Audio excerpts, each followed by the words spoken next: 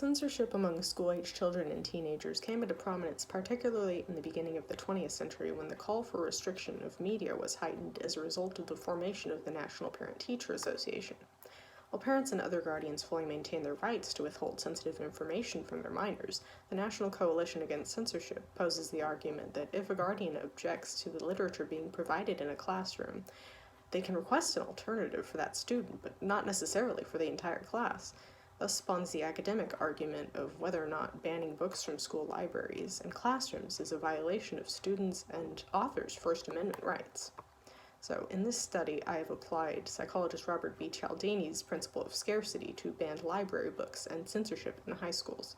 Today, I will be analyzing text regarding the restriction and removal of these books in high school libraries. Using this, I hope to derive a conclusion as to whether or not banning these books increases the students' desire to read them. Cialdini's principle states that once an object becomes limited, it inherently increases in value and thus increases in its desirability. Such is particularly true in one's adolescence. Cialdini's principle states that once an object becomes limited, it inherently increases in value and thus increases in its desirability. Such is particularly true in one's adolescence. Cialdini says in his books, Influence, Science, and Practice, not surprisingly, adolescents tend to focus less on duties than on the rights they feel that they have as young adults. Not surprisingly again, imposing traditional parental authority in these times is often counterproductive.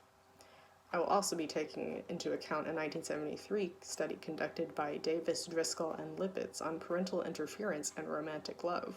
The study essentially tests the Romeo and Juliet effect. These results, when taken together, provide strong support for the casual hypothesis that parental opposition leads to romantic love, the study eventually concludes. This exemplifies the later scarcity principle that Cialdini defined, and as the availability of their objects of affection became more limited. The study employs the use of qualitative and rhetorical research in order to analyze text found on the online forum reddit.com. I will be taking a look into the average high schooler's experience regarding censorship in high school libraries. I will also delve into Cialdini's principle of persuasion, scarcity, and how it affects the perceived value of these books being banned in this high school, and whether or not its restriction increases teenagers' desire to read these books. The subreddit used to collect this data is described by admins as a community forum run for teenagers by teenagers, targeting users between the ages of 13 and 19 years of age. I will also be looking at a particular thread consisting of one high schooler's library being closed for the week due to allegations made by parents of content containing explicit drug references in the promotion of Satanism. Upon reviewing what this user has to say, other members of the online community voiced their thoughts on who is to blame for the censorship. So 2 out of the 35 comments posted on the thread agreed with the school's decision to ban certain books which promoted specific content claimed to be unsuitable for high schoolers. These 2 users called much of the written material in recent English and literature class reading lists as perverse and having zero educational value.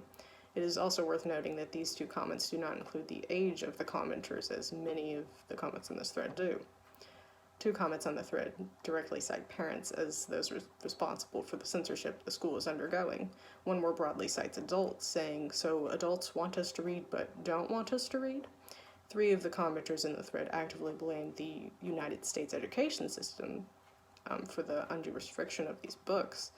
Out of the many comments citing specific sources that may be to blame for the unwarranted censorship occurring in high school libraries, one might deduce that the United States school system is the most to blame among the teenagers commenting in this thread. So upon reviewing these results, one might form the casual association between adolescents and the fierce protection of their personal rights. That being said, this Reddit post, the emphasis is not necessarily on these rights.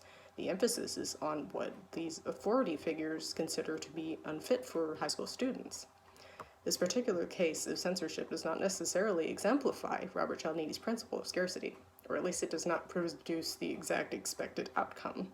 Similarly to the study conducted by Driscoll, Davis, and Lipitz, it produced some more varied reactions-intensive discourse throughout the text thread.